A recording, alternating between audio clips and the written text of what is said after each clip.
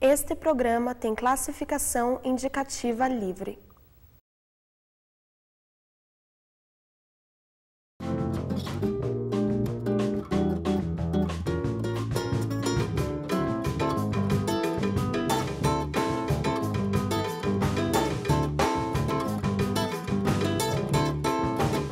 Você já imaginou torneiras e chaleiras atuando como personagens de uma peça de teatro? No teatro de objetos, isso pode acontecer. Um saca-rolha pode se transformar numa bailarina. O leque lembra o traquejo do pavão. E as xícaras podem dançar. No Brasil, para explorar mais esta modalidade cênica, foi criado o Festival Internacional de Teatro de Objetos, o FITO. O Teatro de Objetos é uma manifestação artística que surgiu no final dos anos 70, oficialmente, início dos anos 80, que trata o objeto como sujeito, como personagem do espetáculo.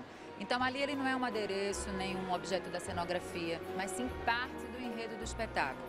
Ele pode ser apresentado como formas animadas e ele pode ser apresentado só sendo posto e fazendo um jogo de interpretação com o próprio ator. Por que não é contação de história? Porque tem uma dramaticidade muito forte, um enredo muito forte, são atores, diretores, existe toda uma peça dramática em cima. O FITO é o único festival do gênero realizado no país e já foi visto por mais de 200 mil pessoas de 7 cidades diferentes. Em maio foi a vez da capital paranaense receber o evento. O principal objetivo é a democracia cultural. Então, informações criativas, inteligentes, que estão escondidinhas para um grupo muito pequeno, a gente quer abrir isso para pessoas de todas as idades, de todas as faixas etárias e classes sociais. Então, daí você tem, ao mesmo tempo, uma arte sofisticada, tendo acessibilidade para pessoas da classe Z à classe A, no mesmo momento, porque é tudo gratuito. E é lindo perceber que as pessoas recebem isso de uma forma muito bacana. Independentemente do seu nível de escolaridade, você é tocado, você compreende, você entende.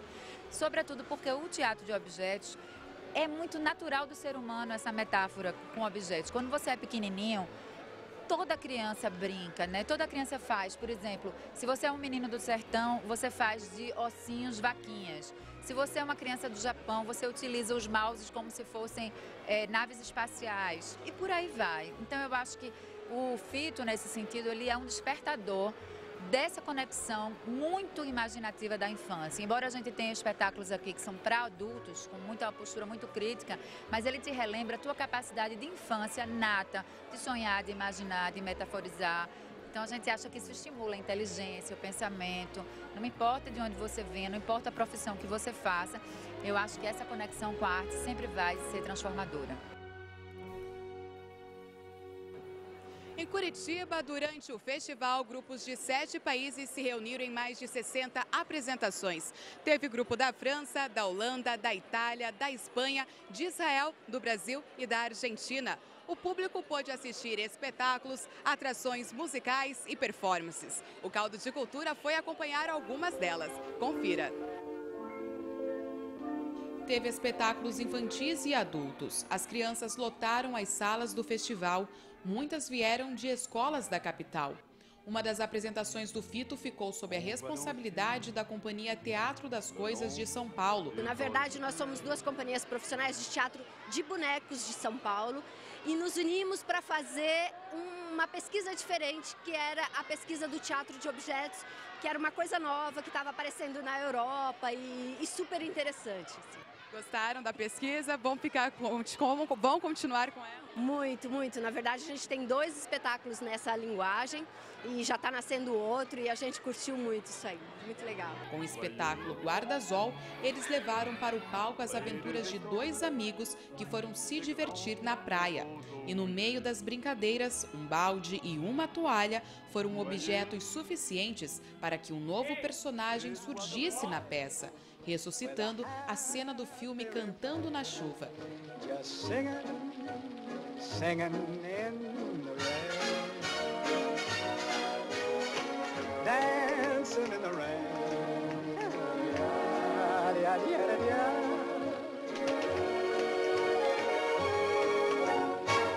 I'm happy again.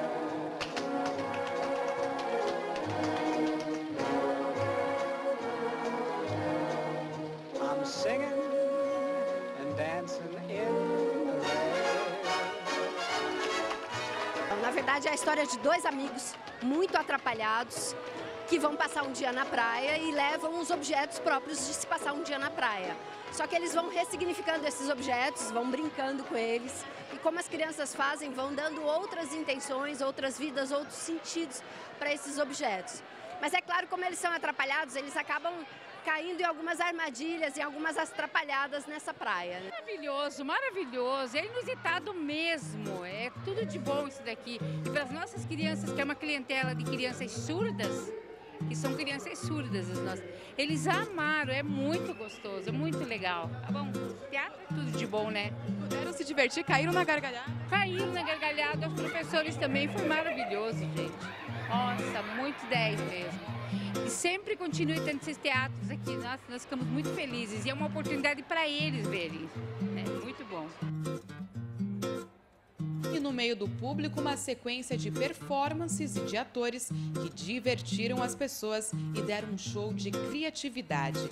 Eu sou aqui o representante daquela criança que fica na banheira embaçando, em vez de tomar banho, fica brincando, leva um monte de brinquedo para lá. Então aqui na minha banheira você pode ver que ó, no lugar de água só tem objetos aqui, tudo quanto é cacareco de plástico, desses que a gente encontra em lojas de R$ 1,99, tudo que é utensílio doméstico, e dá para brincar à vontade com isso aqui, fazer um monte de personagens. Eu já fiz algumas coisas que vocês já viram aí. Aí tem esse galinho aqui, ó, que também é feito de cestinhas. Dá pra brincar. São objetos que se transformam em amigos. Ah, a gente vai se transformando, vai brincando, olha. Tem o meu veículo especial aqui. Há quanto tempo você trabalha com essa questão de teatro de objetos? Olha, eu sou ator e também tenho uma especialização em teatro de bonecos e objetos, né? Na verdade, desde o final da década de 80 que eu faço isso. Eu comecei com o grupo XPTO, depois trabalhei com a companhia Pia Fraus lá em São Paulo, agora eu tenho uma companhia própria e tenho esse trabalho solo aqui, convidado da Lina, para vir aqui animar o Fito também com esses objetos. Está animando pelo jeito que é criançada. Nossa, cada hora que para uma fila aqui, eles ficam querendo adivinhar o que é isso? É um gato, é um cachorro, é um passarinho, é um pica-pau, é uma galinha. Mas a diversão não parou por aí. O argentino Fernán Cárdaman divertiu as crianças com os sapatos que ganharam vida na peça Histórias de Meia Sola. Alegria para as crianças e uma sessão de recordações para os adultos, que certamente lembraram dos tempos de infância, quando a imaginação fazia os objetos se transformarem nos mais variados personagens. El médico de la familia.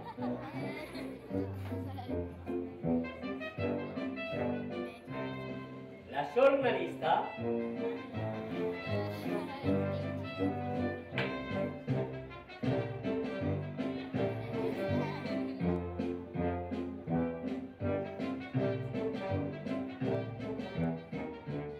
A gente tem desde espetáculos que fazem parte do marco zero do teatro de objetos, que é, por exemplo, a Companhia Teatro de Cousine do Christian Carignon, da Cathy Deville, como a gente tem espetáculos brasileiros que nasceram com o Fito, né, com essa possibilidade de poder propagar essa arte. O Gente Falante, por exemplo, Louça Cinderela, é um espetáculo delicadíssimo, que já foi premiado e surgiu a partir do surgimento do próprio festival. Então, acho que é uma grade super eclética. Você vai ter desde sapatos, as xícaras, a utensílios de roupa, calcinhas, tudo. Eu acho que depois disso tudo a gente nunca mais vai ver um objeto da mesma maneira. Eu acho que tudo vai poder ser também motivo de você transformar, de você repensar, de você trocar, nem que seja com a sua família, uma caixa de ferramentas de um pai com um filho. Eu acho que é um grande alimento para a alma, o Fito. Os adultos também puderam curtir a apresentação do percussionista Naná Vasconcelos, que participou da performance Pinipan junto com o grupo XPTO de São Paulo. Quando me convidaram, a Lina Rosa, que é a idealizadora, né, desse festival, eu gosto muito de desafios, então eu digo, vamos. Aí pensei e fiz um instrumento que misturei assim, pinículos, caçarolas, bacias, e fiz um instrumento com esses elementos, né, domésticos. E ela deu o nome de Pinipan. Pinipan, que é pinículos e panelas. Então eu desenvolvi essa coisa e agora tomei gosto e estou trabalhando, né, porque esse festival é isso, é imprevisível o que você pode ver aqui. artistas de diferentes partes do mundo, né, vêm, às vezes com a caixa de fósforo, conta uma história, envolve você, um tamanco, uma coisa assim. Então é muito imprevisível tudo, né? E para mim proporcionou o senso de criatividade enorme, né? De como é que eu vou fazer para tocar um pinico. Eu me lembrei que quando eu era criança, eu tocava muita caçarola em casa, foi assim que eu comecei. Mas eu também me lembrei que o pinico de águita tem um som especial por causa do esmalte. Então você tem que saber com que tocar, como tocar isso. Porque se quebrar o esmalte, para o som, bota. O bacana da percussão também é isso, né? A percussão também usa esses elementos, uma panela. Você vai criando sons, né? A percussão brasileira vai criando sons. É uma coisa bem brasileira essa coisa. Nós somos os pioneiros, Hermeto Pascoal, eu, Ayrton Moreira, que começamos a usar tudo, vira percussão. Hoje, para mim, é assim, o primeiro instrumento é a voz e o melhor instrumento é o corpo. O resto é consequência disso. E o som? O som tá aí, né? Pegou e... Já pode fazer som. Já pode, aqui. Sabe, não tem problema, tá?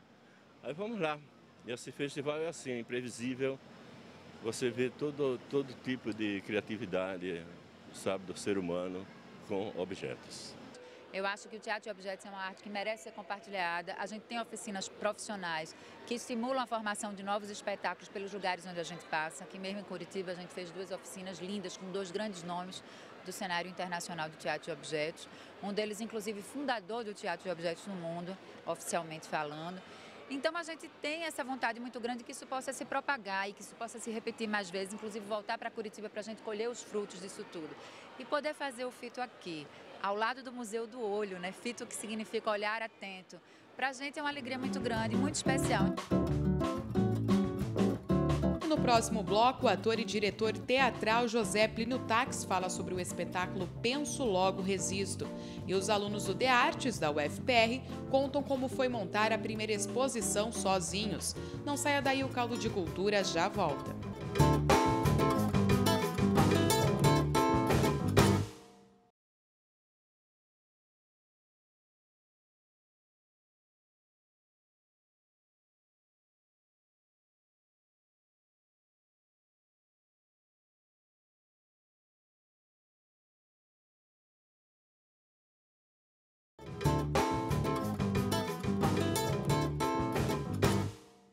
Amizade, amor, solidão em Curitiba. Esses são alguns temas abordados na comédia Penso, Logo Resisto, interpretada por José Plínio Tax, que está aqui do meu lado. E o texto também é seu. Explica um pouco pra gente como é que funciona esse monólogo, né? Bem, é uma alegria muito grande. A peça Penso, Logo Resisto saiu exatamente como eu idealizei. Eu trabalhei durante 2 anos em cima desse texto, fiz um projeto pela Lei Municipal de Incentivo à Cultura, tive a felicidade da aprovação, e a felicidade maior é sentir o carinho do público e como eles recebem esse espetáculo, que é um espetáculo de 55 minutos, com muito humor e emoção também. Eu acho que o teatro vive dessa mescla, né, de humor e emoção.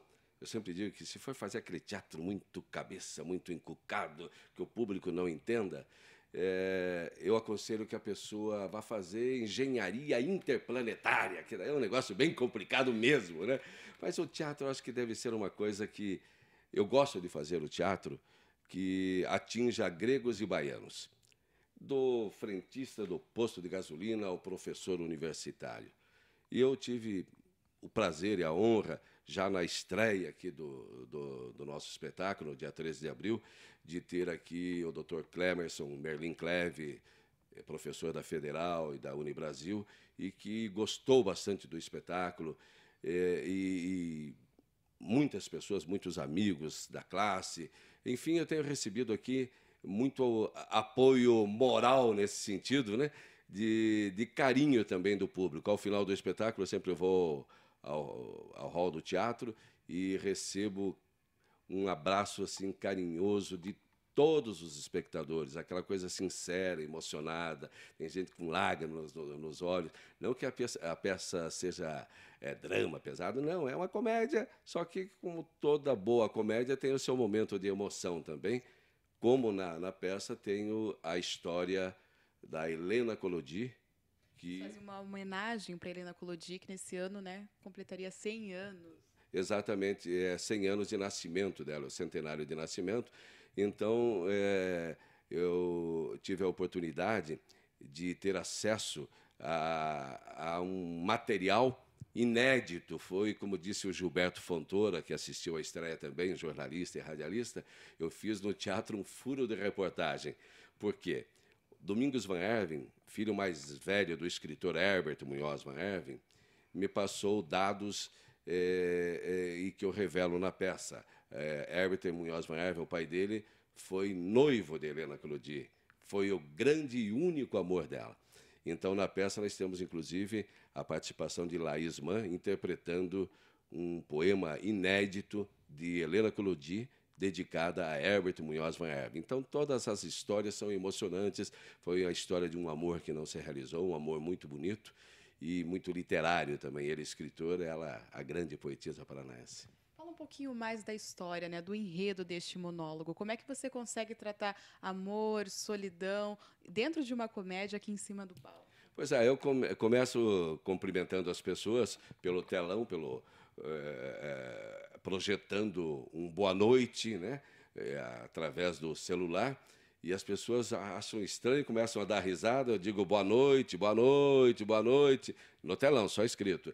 E as pessoas não respondem, e até que percebem a brincadeira, né? Eu olho para a plateia, não vão responder, quando eu viro, todo mundo boa noite e tal. E daí eu falo da importância de se conversar, e que eu adoro conversar, que considero um dos maiores prazeres da vida, conversar. Talvez daqui a algum tempo eu mude de ideia e papear passe a ser o primeiro. Mais do que nunca é preciso conversar, mas ao vivo. E guardo o celular e falo de coisas assim como cansei do Facebook, agora o meu negócio é face to face, cara a cara. Entende? E começo a brincar com aquela coisa das pessoas que disparam e-mail, que se sentem os filósofos da internet, os web filósofos.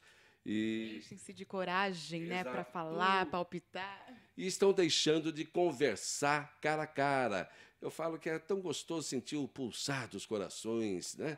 Até aquela salivinha lá no rosto, assim, né? Tudo é mais humano, né?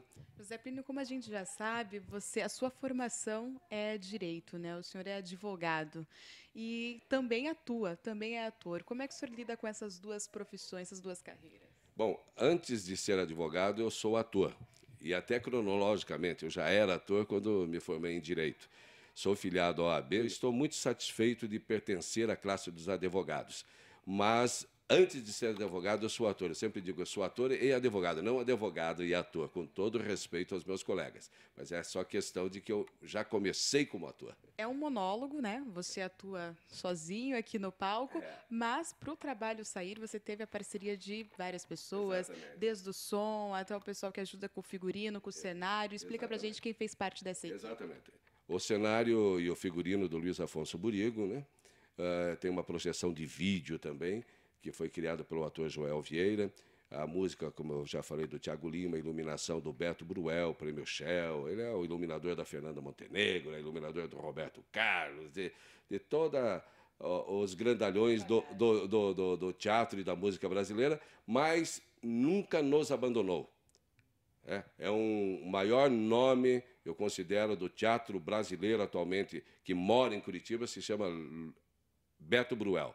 Mas nunca deixa de fazer o trabalho com seus antigos companheiros aqui. Nós começamos juntos no Colégio Estadual e continuamos juntos trabalhando. Então, é uma pessoa além de ser um grande artista, é um grande caráter. Tua escola, então, foi o Colégio Estadual, o teatro? Exatamente, o Colégio Estadual do Paraná, e eu espero que ele volte a ser o grande Colégio Estadual do Paraná, daquela época em que eu estudei, e dali saíram gente como Beto Bruel, Regina Bastos, Fátima Ortiz. Dali saiu Ranieri Gonçalves também, saiu jornalistas, artistas plásticos. É um colégio padrão, que volte a ser padrão. E eu gostaria muito de ter a honra de contar com os professores da Universidade Federal na plateia de Penso Logo Resisto. Então, basta passar um e-mail confirmando a sua presença de acompanhante para joseplinio@joseplinio.com, que deixaremos em seu nome, professor, convite, e receba todo o nosso carinho e toda a nossa solidariedade. Pinturas, desenhos e instalação. Ou, se preferir, também tem gravuras em metal e matriz construídas. Uma variedade de técnicas artísticas no campus do DEArtes da UFPR. Essa é a exposição de arte contemporânea 1x15, que fica em cartaz até o dia 14 de junho. Tem pinturas, tem gravuras, tem fotografias, tem instalações, né? São mais essas são as linguagens assim que as pessoas escolheram. Foi bem complicado de conseguir encontrar a unidade, porque cada um tem um trabalho bem diferente, né? São todos bem diferentes mesmo. E aí foi complicadinho de conseguir encontrar essa unidade, mas a gente até que deu certo. As obras são de 15 estudantes da disciplina Fundamentos Profissionais, ministrada pelo professor Geraldo Leão. Segundo o professor, durante o semestre, dentro da sala de aula, os alunos discutem e refletem sobre questões que envolvem a arte e o mercado profissional. Assim, eles ganharam base para montar sozinhos a exposição, que para muitos foi a primeira. O objetivo da disciplina é basicamente proporcionar aos alunos a possibilidade de experimentar situações que vão ser a norma na vida de formados, na vida de artistas ou de críticos, de curadores, na vida cultural. Na verdade, a gente discutiu por alguns meses questões amplas da profissão, né, que envolvem o pensamento artístico, profissional, curatorial, desde técnico até conceitual.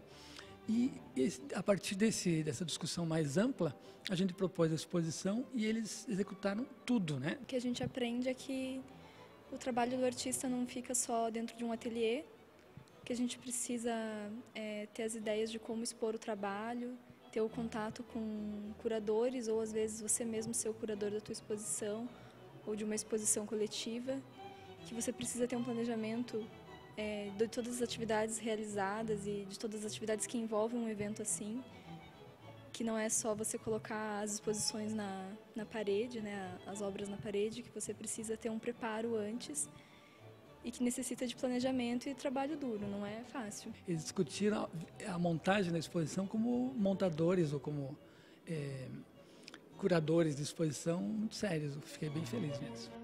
A exposição de arte contemporânea 1x15 está no campus do DEArtes, na Rua Coronel Dulcídio, número 638, segundo andar.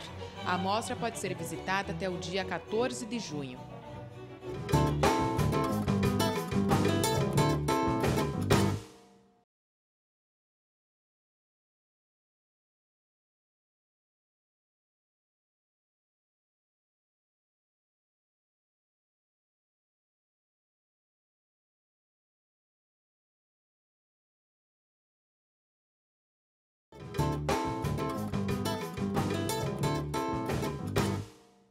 Temos duas estreias, uma da semana passada, o Homens de Preto 3, e essa semana, Branca de Neve e o Caçador. Homens de Preto 3 retoma aquela franquia que foi lançada em 1997, com o primeiro filme da série. Em 2002, eles fizeram o segundo, que não funcionou legal, apesar de ter faturado bem, mas perdeu muito da criatividade, daquele frescor, das boas sacadas do primeiro filme. E esse terceiro, feito 10 anos depois do segundo e 15 anos depois do primeiro, tenta resgatar um pouco daquele clima original. Para isso, eles apelam para um recurso muito caro ao cinema de ficção científica, que é a viagem no tempo. A história começa no presente, um criminoso intergaláctico de grande periculosidade escapa de uma prisão lunar e ele porque quer matar o agente K, que é vivido pelo Tommy Lee Jones. E para isso, ele se apodera de um dispositivo de viagem no tempo e viaja ao passado, mais precisamente ao mês de julho de 1969, que é quando ele foi originalmente capturado pelo jovem agente K. Então cabe ao agente J, que é vivido pelo Will Smith, também viajar no tempo para tentar impedir essa dupla morte, esse duplo assassinato do agente K. E o melhor do filme acontece justamente nesse período no passado. Tem umas sacadas muito inteligentes, brincando com personagens históricos que já viviam naquele período.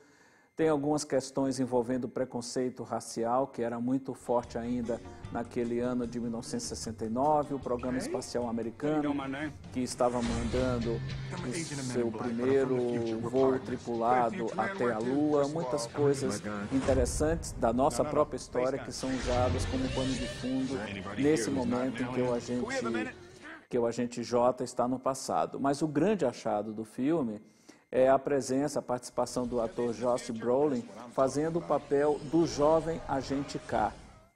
Ele imita com perfeição o jeito de falar, o jeito de andar, os gestos, a cara do Tommy Lee Jones, só que um pouco mais suavizada por conta da diferença de pouco mais de 40 anos. Isso dá um efeito cômico muito interessante e revela a versatilidade desse ator. O saldo final não tem aquele frescor, aquele senso de originalidade que o primeiro teve, mas é muito superior ao segundo e coloca de volta essa franquia aos bons trilhos de uma história simples, bobinha, divertida, mas muito bem contada. Dependendo do sucesso que o filme venha a obter, pode esperar que vamos ter Homens de Preto 4 e por aí vai.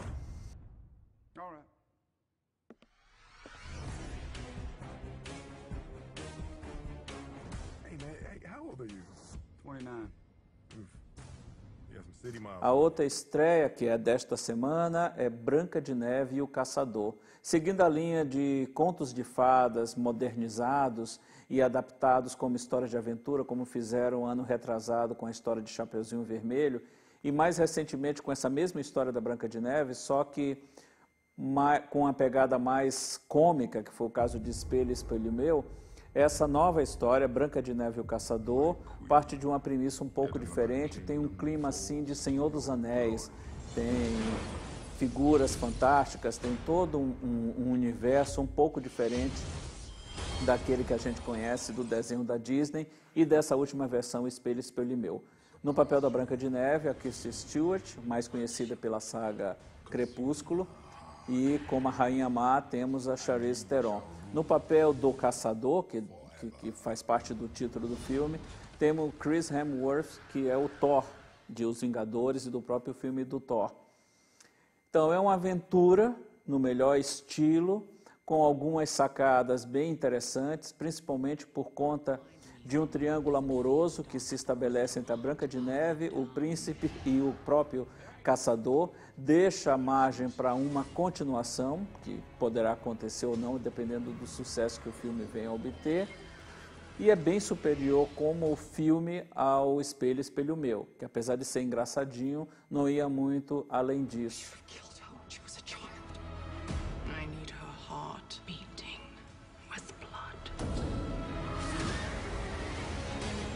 Seen what she sees. I can kill her. I will give this wretched world the queen it deserves. Lips red as blood, hair black as night. Bring me your heart, my dear, dear Snow White.